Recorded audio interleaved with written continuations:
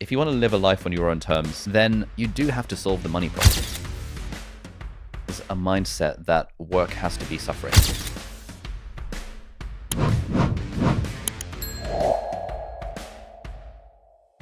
What are the things that you see in young people today that you think they most need to solve and understand about, let's say, about mindset in order to get to that point where they are living a fulfilled life?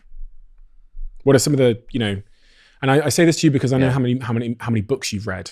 Thinking specifically here about like young people, and you're seeing them in the comments section, you're seeing the problems that they're trying to solve in their life. I think the main one that I see is a mindset that work has to be suffering. Working hard is like a bad thing, and that what it looks like if you're striving for something is that it looks like pain. This is very much the mindset I had going into medical school, where it's like, oh, I'm now a first-year medical student at Cambridge University. This is supposed to be hard. Let's get all my big textbooks out. Let's like spend ages in the library, pulling all-nighters, thinking it's a badge of honor, because this is what work looks like, and it looks hard.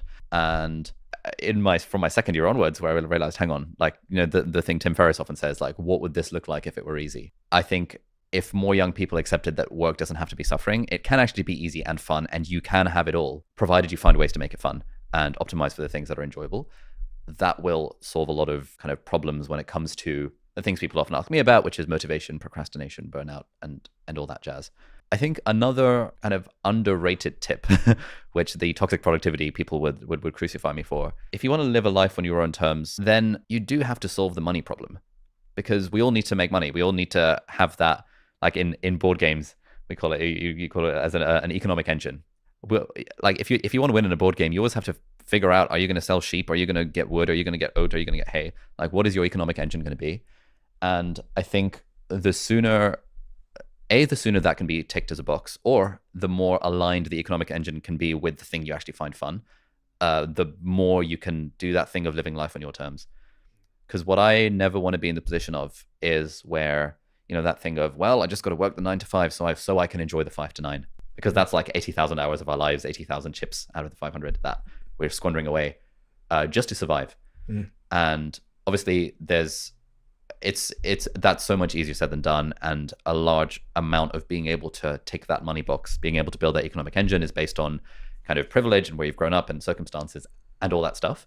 But I guess kind of from where you're sitting, you never had that sort of privilege growing up, and you kind of succeeded despite it. And it's just that thing of accepting. I think a lot of young people, especially like the Gen Z folks these days, are in that mindset of, I care about impact, I don't care about money. And I think it's very hard to live a fulfilled life if you're not like, if you think in that way, because then it's like, I'm not going to talk about money. It's weird if people talk about money on the internet, et cetera, et cetera. So those would be kind of two things that I would love to implant into young people's brains. Yeah, that's a really interesting one. There's been this absolute groundswell over the last couple of years of, I think millennials are guilty of it too, just all of them want to change the world. And they don't really have a plan or have a specific route to changing the world. Or having an impact, but they just want to lead with that, which sounds to me a lot like virtue signaling, because I think the people that end up changing the world are very specific about what they're going to do, and it's very passion driven. It's very like specific passion driven. So they'll say, someone that does actually want to change the world won't actually start with the end in mind. They'll start with, I want to study medicine so I can understand cancer, and they'll change the world.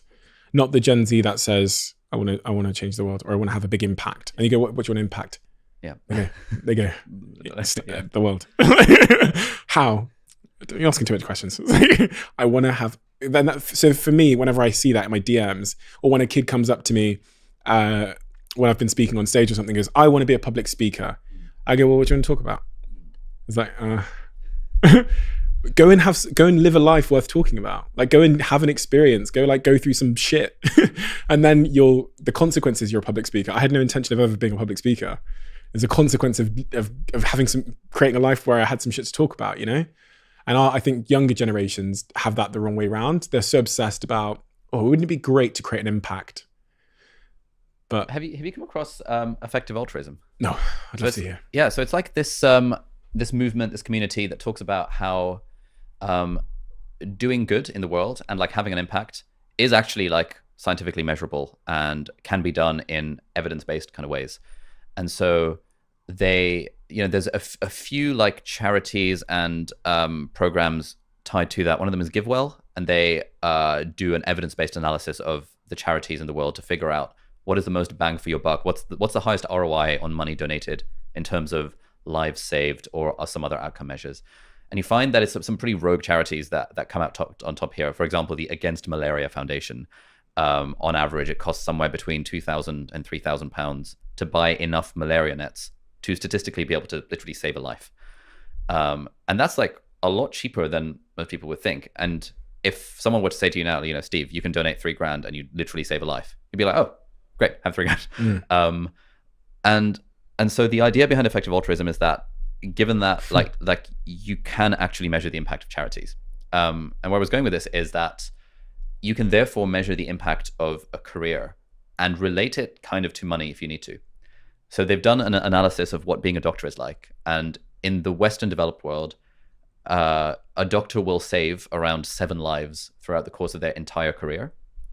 And this is not taking into account the fact that if I wasn't a doctor, the next person would have gotten into medical school and been a doctor in my place, because in the UK, we have more people applying to medicine than there are places.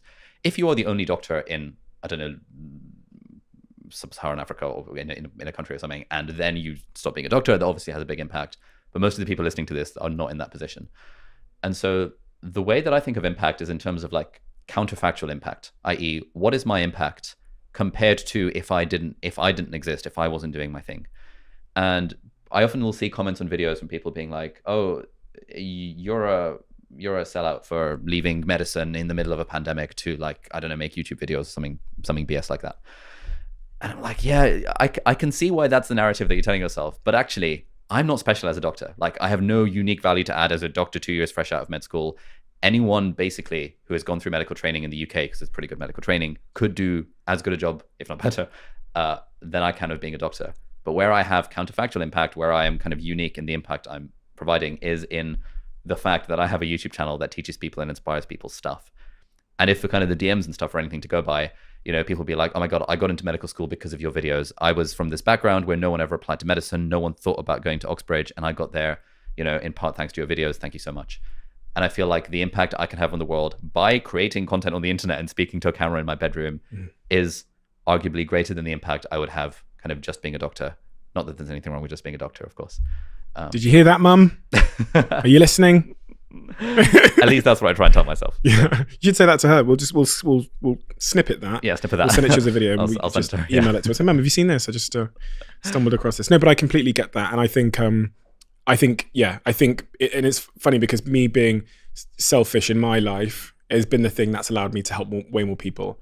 Developing my own thinking, my own skills, my own ability to do this stuff has been the able to create a platform in which I can help more. And I spoke to a monk, or I think it was a monk, about this when I got to ask this world famous monk. He was doing this massive talk in New York. My one question was, am I selfish for having spent the last 5 years of my life growing wealth and developing myself and my skills?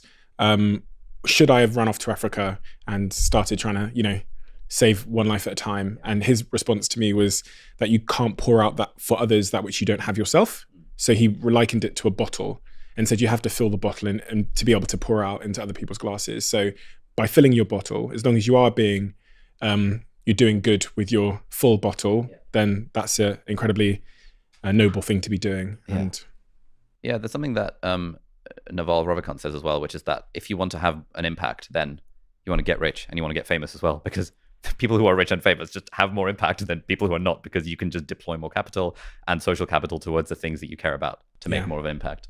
So optimizing for wealth and fame when you're young and while building skills, while having fun, I think, there are worse things. Chamath talks about that as well. Chamath Palihapitiya? Yeah. Is that his name? Palihapitiya? He on stage says that wealth allows you to impose your opinion and viewpoint on the world. So he says, who would you rather having all the money? Some like rich Russian oligarch who has 75 yachts, or me who has a desire to, like Elon, like make us multiplanetary and solve the carbon problem. And so with resources, you can impose your worldview of good or bad, I guess, on the world. And that is impact. maybe we're just trying to make excuses for wanting to be really fucking rich to justify being a happy, sexy millionaire is good for the world. Yeah, exactly. No, but to be fair, even this podcast, this podcast was very expensive. It's very expensive to run. Yeah. The equipment's very expensive, and this has been enabled. The people we're reaching now that are listening to this has been purely enabled by the 5 years of selfishness in me building a business for myself. I do this, like, as I said, I don't even know if we make a profit. I've not really looked, to be honest, from this podcast necessarily, but I do it because of the huge enjoyment it gives me and the impact that we see in the comment section and the messages we get. And that is such a selfish thing for me. It makes me feel really good. Have you come across a book called The Elephant in the Brain? No. Oh, this is like a whole, it's like really well written. It's like all of the studies around what drives human behavior. And the main thesis of the book is that we're all ultimately selfish. A lot of the stuff we do is for signaling, but there is like a PR secretary in our heads that convinces even us that our motives for doing something are not selfish and they're in fact altruistic. Yeah. And there's a quote apparently from JP Morgan, which is that a man always has two reasons for doing something: a good reason and the real reason. Yeah. And so whenever people ask me, why do you do YouTube? It's always that, right? Do I want to say it's because I enjoy helping people and like making content that inspires? Or the real reason, which is because it, social status, prestige, money, etc. I like being recognized in the streets. It's kind of cool. I mean, I think it's a bit of both, but and that's fine because that's the truth. Yeah. and it's the truth for everyone. There'll be someone sat at home thinking, no, when I give £5 to a homeless person, I'm purely doing it because I want to give the money.